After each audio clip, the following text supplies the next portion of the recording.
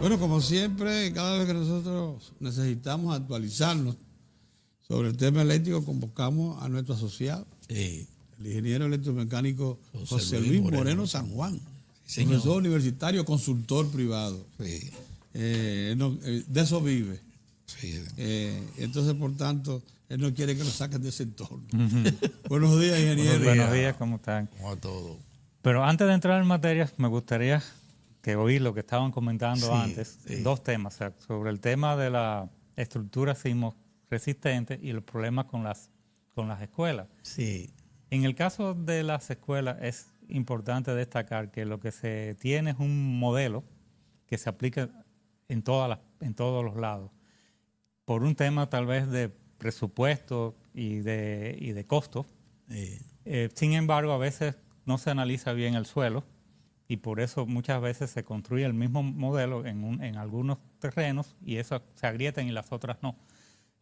Al margen de cualquier vicio de construcción que pudieran tener, lo que quiero llamar la atención es que en el caso de las escuelas que responden a un modelo estándar, o sea, debe de hacerse un análisis del suelo donde se van a construir para modificar zapatas y algunas Muy otras bien. eventualidades de vigas y columnas para que realmente no ocurran agrietamientos con un sismo que no fue tan alto, Que no tan fue, grande, sí. porque puede ocurrir 10 veces más fuerte, porque este fue de 5.3, pero puede ser de 6.3, que es 10 veces más Sí. que de 5.3, y podría ser hasta de 6.8, como el que Wow, tuvimos en Dios el nos año libre. 71 en la zona de Santo Domingo. O sea, en esa misma falla que corre al sur de la ciudad de Santo Domingo, más o menos como a 100 kilómetros en el mar.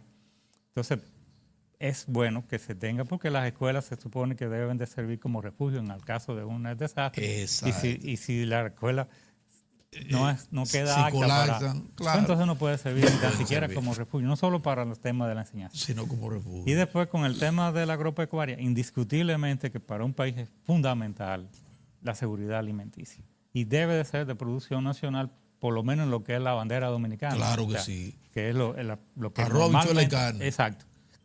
Que es lo que normalmente se come, eso tiene que ser de producción nacional. O sea, no se puede estar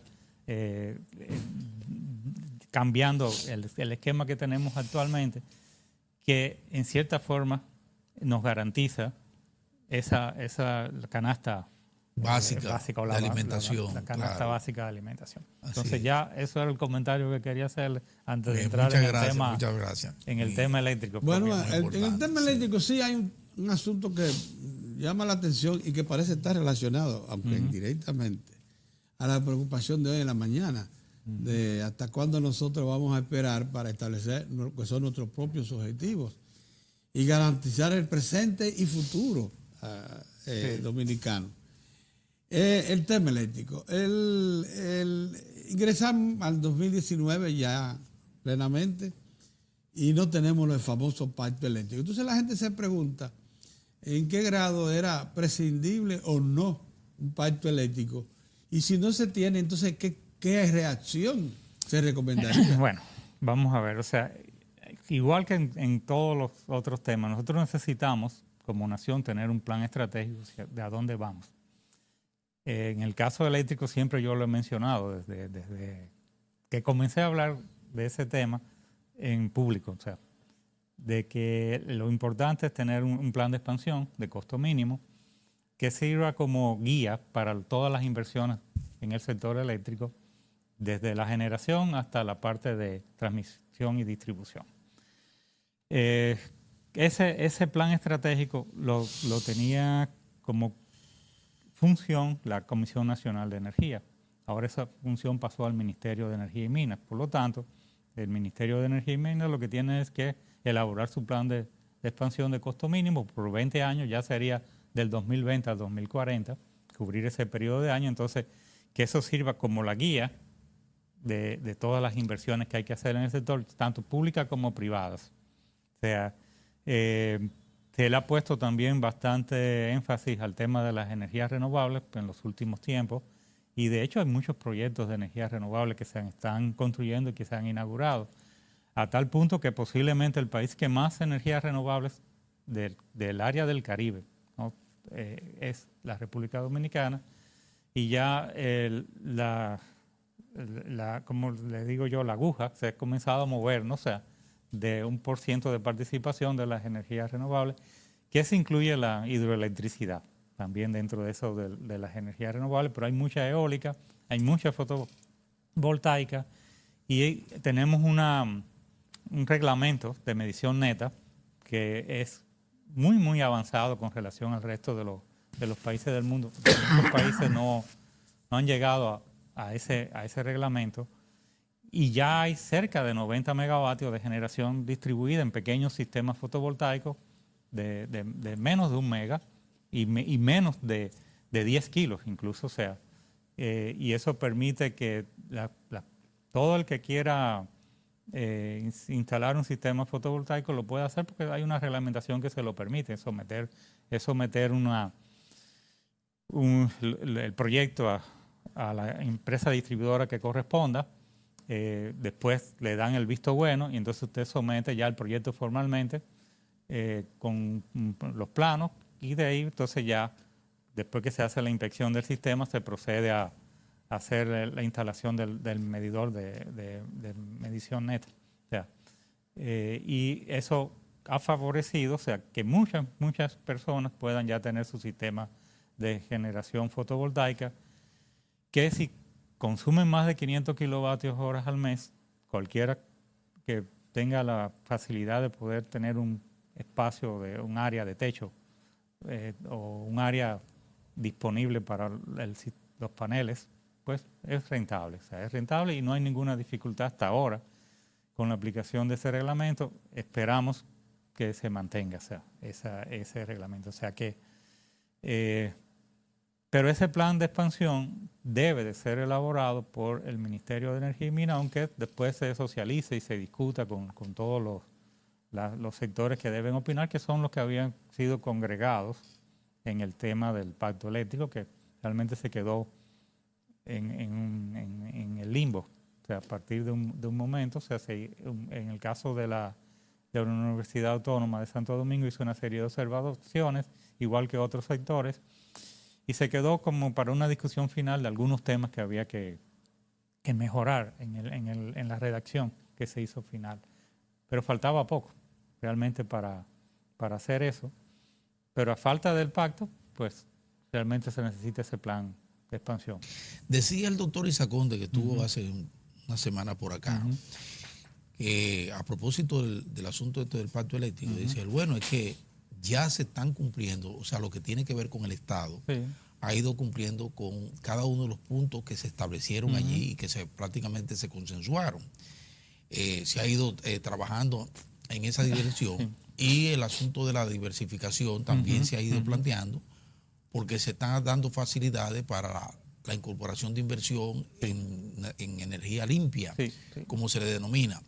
Hoy, sin embargo, veo un editorial del periódico Hoy, donde se pondera el tema de la entrada próximamente de los primeros 50 megavatios de Punta Catalina, y dice que ahora lo que hay que ver es primero que termine de entrar lo que va a entrar en Punta Catalina y ver si valió la pena entonces después con los resultados, si valió la pena el cambio, a pesar de los riesgos que dice el editorialista, conlleva la construcción de plantas a carbón, cuando la mayoría de los países lo que están haciendo es... Bueno, eso evidentemente que es una información sesgada. En el sentido de lo que es la realidad, porque es evidente de que muchos países sí están tratando de no usar carbón, pero todavía en Asia y en África se usa carbón, o sea, y se seguirá usando por mucho tiempo. Y como yo le decía en un programa anterior, o sea, realmente la incidencia del CO2 que nosotros vamos a emitir con relación al mundial es muy pequeña, incluso hasta comparado con otros países del área. Nuestro nivel de emisión de CO2 per cápita es menor que el de Cuba, menor que el de Jamaica, menor que el de Puerto Rico, menor que el de Trinidad y Tobago, que de Venezuela, que las Antillas antiguas holandesas. Entonces, evidentemente hay que manejar un poco esas estadísticas para ver que realmente ese no es un tema tan grave de plantearlo de esa manera. Con relación a el asunto de Punta Catalina, hay muchos comentarios también con relación a lo que es el costo. Y siempre lo que le he comentado es, bueno, tenemos un contrato de construcción de la planta, un EPC, por 1.945 millones de dólares. Hay unas reclamaciones, no necesariamente esas reclamaciones van a prosperar. En el peor de los casos sería tal vez un porcentaje de esa, no más de un 30%, si acaso. Y entonces vendría la discusión de toda otra serie de temas sobre las compensaciones por el atraso de la entrega de la planta, que no ha sido por responsabilidad del que contrató, sino del que estaba ejecutando ese contrato. Hay muchas dificultades técnicas que tuvieron y que ellos lo saben, y que todos los técnicos del área lo saben. Lo saben. O sea, y que evidentemente al final tal vez se quede cercano al valor que estaba. El tema del precio, del valor monómico, que es la combinación de potencia y energía en un precio unitario del kilovatio hora. Hay muchos comentarios sobre eso, pero de acuerdo a los análisis que hemos hecho, estaría todavía aún con 2.500 millones de dólares, suponiendo que lo sea. Que sea el final. Sí, que realmente no va a llegar ahí. O sea, posiblemente, como le decía, depende de todas las discusiones. Sí. El valor ronda entre alrededor de los 8 centavos de dólar más para una obra que la está ejecutando el Estado y que se tiene que ver como una inversión pública o como una obra pública. Y le comentaba a alguien, bueno, pero dígame la tasa de retorno que se usa para las otras obras públicas. Muchas veces se valoran de otra manera, o sea, cuando son de ese tipo de obras. Si fuera una empresa privada que va a ejecutar ese proyecto, pues evidentemente yo entiendo que le hubiese costado unos 1.800 millones de dólares realmente y sale a 8.2 centavos de dólar el kilovatio hora. Si usted quiere reponer lo que invirtió en tiempo razonable. Y evidentemente por ahí es que debería andar el precio. Ahora, ¿cómo vemos?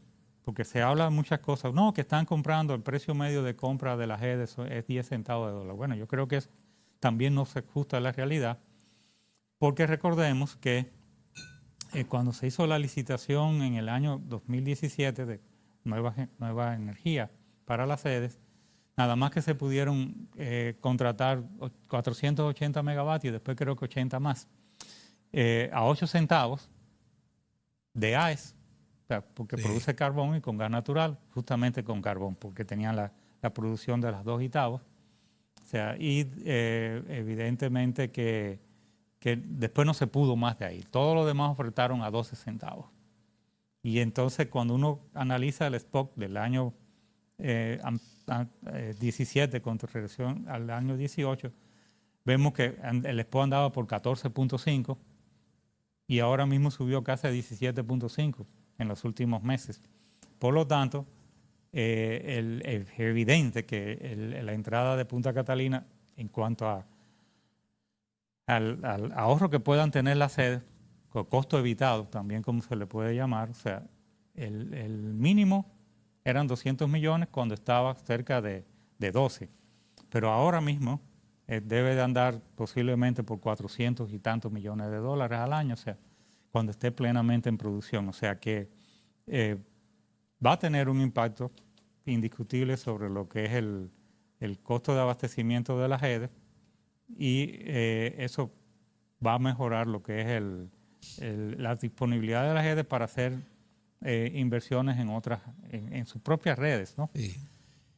O sea que tiene su impacto positivo, o sea, no va a haber ese nivel de emisiones catastróficas porque no es una planta de tecnología obsoleta, es una planta con unos niveles de emisión adecuados para lo que es la República Dominicana, o sea, la norma europea dice 30 miligramos por metro cúbico normal de partículas sólidas y aquí está en 40. Y los niveles de NOx y SOx están en la Unión Europea en 200 y aquí está en 400, pero en la Unión Europea había muchas otras centrales y lo mismo pasa en Estados Unidos. Las centrales más antiguas son las que se están desmontando en el mundo, pero no las más recientes. Y claro, se está entonces sustituyendo en el caso de Estados Unidos por gas natural, porque ellos tienen una producción muy elevada. Recuérdense que los Estados Unidos es el mayor productor De gas natural del mundo ¿no? ahora. de hidrocarburos actualmente, Oh, por el tema de los esquistos que también hemos mencionado, que tiene Sí. sus complicaciones de medioambientales, pero ellos tienen una estrategia, su seguridad energética, Por encima de cualquier por encima cosa. de cualquier cosa. Eso sí Y es por verdad. eso es que cada país debe de buscar lo que le Exactamente. conviene, o sea, en cada renglón. O sea, nosotros, la producción con carbón nos garantiza no depender del petróleo, Muy bien. y lo mismo pasa si después pasamos a producción con gas Bien. natural, pero al final, de todas formas, todas contaminan. Y Así por es. eso, en el futuro, habrán otras fuentes primarias de energía que no sean ningún hidrocarburo. Incluso el petróleo tiene usos mucho más interesantes para la humanidad que quemarlo. Eso lo más absurdo es quemarlo. Muy Por bien. todos los otros Usos que tiene. sí, hay muchos derivados del petróleo que son útiles para la humanidad y nos conviene usar el petróleo para eso y Bien. no para quemar el petróleo. Ingeniero, con su anuencia vamos a ir a una pausa y entonces retornamos con Héctor Tineo, que se integra al panel, y con don José Luis Moreno San Juan. Volvemos en breve.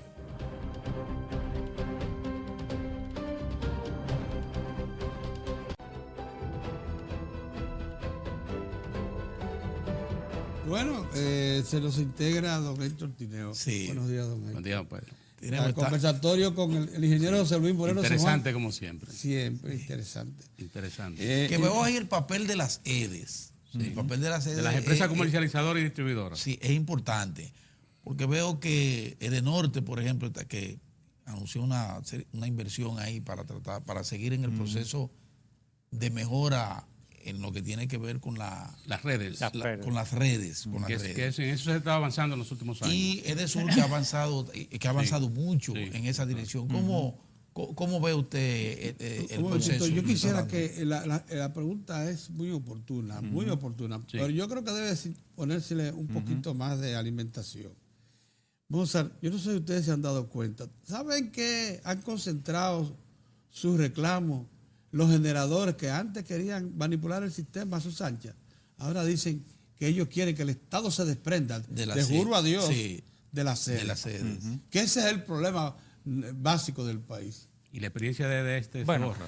en las redes hay que trabajar todavía bastante, Sí. o sea, porque si uno analiza cuál es la reducción de los niveles de pérdida, se han bajado los niveles de pérdida. De hecho, ya no se puede hablar que tiene más de 30, sino menos, 28, 26% de pérdida, excepto de que sigue teniendo problemas. Donde se ve una acción en cuanto a lo que es la reducción de las pérdidas más eficaz y eficiente, eficaz más que eficiente. Eficiente habría que ver si lo es o no. Es en Edenorte, porque han ido disminuyendo las pérdidas. Incluso ya los niveles totales de pérdidas están a veces por debajo de Edesur, que era la que mejor estaba. Uy, yo O no- sea, Oiga. entonces, pero por eso yo cuando se habla de metas, yo siempre digo metas alcanzables, y se fijó como meta en algún momento llegar a un 15% de pérdidas totales. Yo decía, bueno, vamos a llegar primero a un 20% y después el resto, ver cómo lo hacemos, porque la reducción de pérdidas en un sistema es una curva Sí. que tiende a un valor y en la medida que se acerca al valor que uno tiene de meta, entonces se necesita a veces más tiempo o más recursos para poder llegar ahí, y es una combinación de ambas cosas. Entonces, evidentemente que las redes tienen que hacer un esfuerzo con el tema de reducción de las pérdidas todavía. Lo principal es que todo el mundo tenga un sistema de medición en su servicio. Ya no es válido en la segunda década del siglo XXI hablar de servicio de pago fijo, sino simplemente todo el mundo debería tener medición, como pasa en casi todos los otros sistemas, hasta del área. Y tener también control sobre 2 o 3 partidas de lo que es lo que ofrecen de datos las redes, que es lo que son proveedores y los gastos operacionales y los gastos financieros. En lo que respecta a los proveedores, hay que ver realmente si esas cifras o esa cantidad de recursos que se está empleando en eso es porque se están mejorando las redes, entonces tiene que verse una reducción en las pérdidas. Si no hay reducción en las pérdidas, pues entonces tal vez lo que se está haciendo no se está haciendo eficiente con el tema de los recursos. Y con el tema de operaciones hay muchas subcontrataciones, entonces hay que supervisar más el tema de las subcontrataciones para que realmente sean eficientes Sí. y que realmente no se esté malgastando recursos en eso. O sea, a veces se habla de la nómina, pues cuando se analiza el tema de la nómina en cuanto a dinero se refiere, pues no es muy diferente a lo que se prevé en los análisis de BAD estándares. En un sistema donde había déficit por muchos años en lo que son las redes y en los sistemas de medición, evidentemente que se tendrán que hacer inversiones extraordinarias los primeros años. Pero por eso uno lo que lo chequea es contra lo que es el tema de reducción de pérdidas. Pero ya estamos por debajo de la cifra esa de 30% y bajando, no lo que debía ser, pero una reducción sostenida. la reducción más grande se observa en Edenorte, en estos últimos años, en los últimos 3 o 4 años. En el caso de lo que se observa es unos niveles de pérdida erráticos, o sea, que suben y bajan, o sea, como que hay que hacer una función un poco más que los clientes consistente. son los de menos poder adquisitivo. Pero el asunto es ese, o sea, que la experiencia, nosotros, o sea, en una ocasión tuvimos una empresa privada, la experiencia de resolver lo que era el barrio Duarte de la kilómetro 10 y medio, de la subestación 10 y medio. Desde que se les puso la red en condiciones, alumbrado público en condiciones, y se le instaló medidor, de acuerdo a las teorías catastróficas, diría que la gente iba a pagar menos. No, pues mire, la gente pagó regularmente, porque si la gente recibe un buen servicio y no hay interrupciones, lo paga. Eso es verdad. Pero evidentemente que si el servicio se lo dan con interrupciones, o es malo, o hay un mal alumbrado público, que a veces no se ve que es parte de la red eléctrica, claro, está el alumbrado público, entonces la gente paga. La experiencia ahí fue muy, muy interesante, en el sentido de que la gente sí pagó mucho más y hubo una mejora hasta del consumo en la zona, porque antes no podían usar varios equipos al mismo tiempo por el tema de voltaje. Entonces hasta compraron sus lavadoras y su esto y lo otro desde esa época. Estoy hablando de los años 90 bajitos, de esa experiencia. Entonces, evidentemente que las redes tienen que hacer una mejoría. Ahora, no importa que sean públicas o privadas, el tema es más bien la parte operacional de las mismas. Y que en gran medida para ciertas posiciones y demás tienen que ser concursos de oposición y que sean realmente personas calificadas para la posición que están ocupando y las cosas mejoran. O sea, puede haber subcontrataciones, pero hay que verificar que se estén haciendo los trabajos de acuerdo a lo planificado, y también el tema de lo que es el seguimiento de los clientes y los usuarios. Mira, esto es muy importante, esa parte de la gerencia, porque nosotros vivimos, y muchos de los amigos y amigas que están viendo Diario de 4 en este momento, vivimos lo que ha estado ocurriendo en los últimos 20 años. O sea, hay un registro, la gente tiene memoria. Y está la experiencia de este. Nosotros vimos a una EDESTE en manos privadas, como cuando un corredor va en una carrera que sabe que no puede llegar a la meta y dice, auxíliame. Y así vino las manos del Estado y entró a EDESTE luego del proceso de capitalización que pasó la gerencia a las manos privadas. De igual modo, otro asunto que hoy está claro es lo de la rehabilitación de redes, la inversión en nueva tecnología. Por ejemplo, el sistema de medición a distancia, que en un momento eso se entendía como que era inviable. Bueno, ya se sabe que es posible, que la tecnología hoy lo presenta. Sí. Y lo que usted acaba de decir, por ejemplo, ya no se justifica en este tiempo que usted, por ejemplo, en un sector residencial no tenga un medidor. Que usted le instale a un cliente en un sector residencial un servicio sin un medidor. O sea, como que usted dice, bueno, es demasiado. Pero qué importante, en todo esto se han ido llenando esos vacíos. Lo que quiere decir que ya en esto de la reducción de pérdidas, si se sigue en ese camino, ese otro punto que República Dominicana lo va a superar. Y en este caso, como usted ha señalado, ahí no va a depender de gerencia privada o gerencia pública, sino sencillamente de la gestión. Sí, y la gestión Sí, es por eso sí. estar más cerca del usuario, del Sí, cliente. O sea, sí. el usuario que dice la ley, o sea, antes le decían cliente, o sea, para, vamos a ver, o sea, atender sus reclamos de alguna manera, pero también que esté consciente de que tiene que tener un medidor y que tiene que pagar la energía que consume, Cierto. educarlo en lo que es el ahorro de energía, o sea, para que no consuma tanto. O sea, hay muchos dispositivos que ahorran energía. Hay toda una cultura de usted usar solamente la energía que requiere y no, si tiene algún desperfecto en algún equipo, lo que sea, repararlo, porque evidentemente le va a consumir mucho más.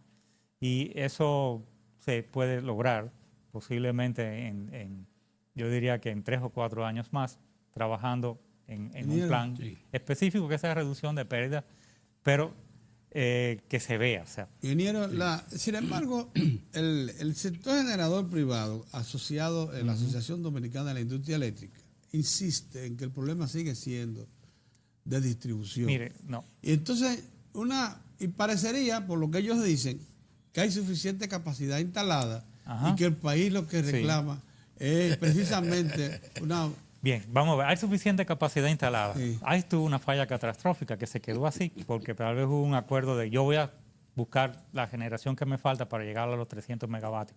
¿Y por qué AIS no fue al mercado de la ADIE, que pertenece a la ADIE, a buscar esa enorme cantidad de generación que hay disponible? ¿A cuánto? A 12, 13, 14 centavos de dólar el kilovatio, pero cuando es el gobierno, sí. Pero ponga en claro, los 150 que agregaron lo alquilaron desde fuera, fueron plantas que trajeron desde fuera.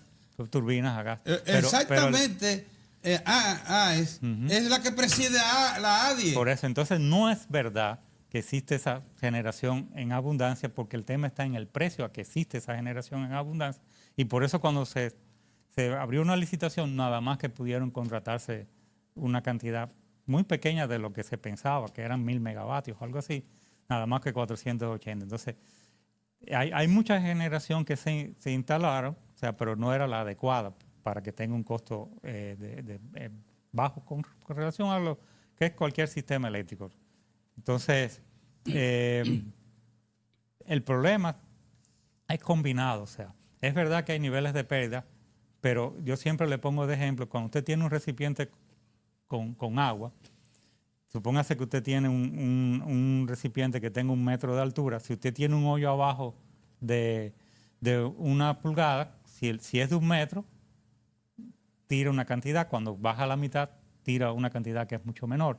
Por lo tanto, si el nivel del agua sería como el costo de abastecimiento. Al tener usted un costo de abastecimiento altísimo con relación a lo que es la media del mundo y de la región, entonces evidentemente que usted tiene que hacer, o sea, un gasto en compra de energía muy por encima de lo que debiera hacer, y entonces posiblemente la tarifa no equivale a eso que ellos quieren sacrificar la sede. Ellos quieren obligar la sede a comprarle su energía. Sí, entonces, ¿qué pasa? Que entonces tendría tal vez que ajustarse la tarifa a unos niveles que tampoco son adecuados. Sí, entonces, claro. No es lo mismo tener un costo de abastecimiento de 8 de las GEDES que tenerlo de 14.5 o de 17.5 como es el stock de los últimos meses. Entonces, evidentemente 14.5 centavos de dólar. 17.5 es el stock que hay ahora mismo en el mercado spot. Sí, entonces, ¿qué es lo que sucede? Que muchas veces se usan cifras que no son las reales. Entonces, lo que se arma está bien, pero yo siempre he dicho que un modelo, si usted lo que le entra es basura, lo que saca como resultado es basura, aunque el modelo me refiero, la formulación teórica puede ser perfecta, pero si usted la información que está utilizando no es real, lo que sale es algo que es ideal para manejo, vamos a decir, de los mitos que se manejan en ciertos sectores que no son necesariamente profesionales. Lo bueno de todo esto es que se han creado condiciones para la transparencia. Por ejemplo, cuando se comenzó el proceso de capitalización, vino la ley de energía, como se conoce, esa legislación nunca se aplicó. Porque, Bien. por ejemplo, ahí estaba el propósito de compra de energía por méritos. Sí. Eso no se Sí, aplicó. evidentemente que los Sí. contratos, en la capitalización Sí. hubo 4 contratos. Sí. Cesión de derechos, compra y Sí. venta de energía, el de, ¿cómo se llama? El accionario, ¿verdad? Sí. Y el de administración. Sí. El accionario era por tiempo ilimitado, el de administración por 5 años y Sí. se tenía que renovar cada 5 años. El de compra de energía era por 4 años. Ese estuvo muy mal formulado. O sea, desde el principio lo dijimos, se lo advertimos a la Comisión de Reforma de la Empresa Pública para que tomaran en cuenta una serie de factores. No se hizo caso. Ahí estuvo el resultado. Después vino el Acuerdo de Madrid que trató de enmendar eso. Llegó a algo mejor en algunas cosas, pero en otras también se quedó y también se lo advertimos. Y por eso en algún momento llegué a ser el malo de la película. Sí. O sea, en términos Y personales. por eso lo O sea, extrañan también sí, del sí, sistema. Pero evidentemente que hubo fallas en todo eso. O sea, de ahí se derivan el pescar en ríos revueltos, que si usted tiene unos precios para la generación por las nubes, pues yo no voy a venir a ofrecer un precio más bajo, me meto ahí y todo lo que yo pueda vender mientras eso está así, lo hago. Y recupero inversión en menos de 3 años. Todas se han recuperado en menos de 3 años. Lo que es Oiga aporte de usted. capital. Sí. Aporte de capital. Sí. Oiga usted. No lo que es el préstamo, porque usted puede coger un No, préstamo a 15 aporte, años, aporte, a 10 inversión. años. Pero mi inversión, lo que yo puse mío, Sí. que puede ser un 30%, un 35%, Lo recuperé 40%. en 3 años. Lo recuperé en 3 años. O sea, Sí. A propósito, eso no se puede. A propósito de mi inversión, que sí, usted dice. no se debe. El gasoducto famoso Espérate, que contrató Barry Andrés. con ICE, Ajá. de Andrés hasta San eso Pedro. está en proceso. Todavía creo que se terminó la fase toda de ingeniería. Creo que, Ingeniero. José Luis, que se va a concluir en este año. Espérate, Sí. que hay ya en estos días se ha Sí. creado una gran expectativa en el país. Sí, con Que Punta se, Catalina. que se aumentó más con esa visita que hizo el presidente a Punta Catalina. De ahí se anunció El anuncio de que fecha. vamos a tener 50 megavatios De entrada. de entrada el De 14 Punta de Catalina. febrero y probablemente completemos los primeros 200 megavatios a final del mes, dando paso así a un calendario que nos va a llevar a que a final de año tengamos las 2 plantas Sí. es colocando Energía en el 600 sistema. megavatios, lo que sea. Ahora, la pregunta es la siguiente. Junto con ese proceso ya de terminación y de puesta en operación de Punta Catalina, que de por sí ha traído grandes expectativas, hay otro elemento. Concomitantemente con eso, el gobierno inició en firme el proceso de licitación para la venta de parte de las acciones de Punta Catalina. Entonces, por un lado está la incorporación ya del capital privado en lo que será esa gran obra que ha creado expectativas para reducción de costos operacionales para el sector productivo y de tarifa para toda la colectividad.